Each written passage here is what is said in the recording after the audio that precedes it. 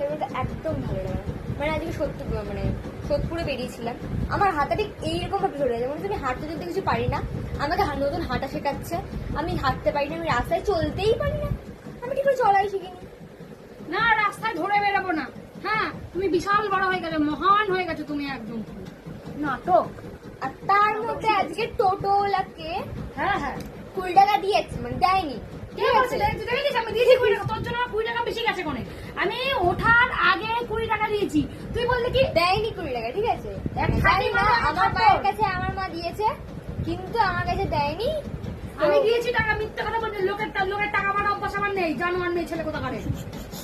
মাকে উল্টো তোর জন্য তুই 20 টাকা ঠিক দিবি আছে, আমার। ঠিক আছে, তুমি মনে করো তুমি ভগবানের দোয়ারে দিয়েছো। আজকে গণেশ পুজো না, ও গণেশ ঠাকুর নিয়ে নিচ্ছি।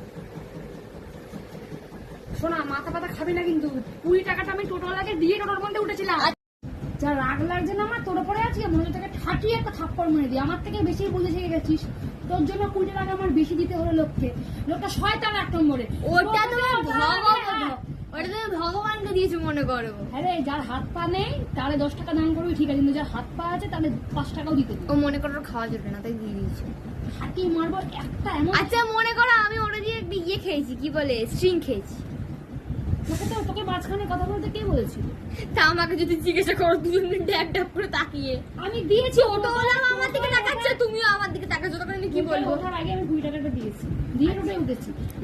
আপনি দেননি টাকা, তারপর আবার আবার ভালো মনে আছে আমি যখন 70 টাকা অটোয় উঠি, আমাদের 50 টাকা ছিল। হ্যাঁ উনি ভাড়া নিয়েছিল 16 টাকা করে 32 টাকা।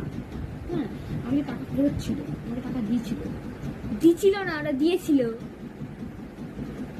রাখ ফোনটা, তো ভিডিও করতে হবে না আমার।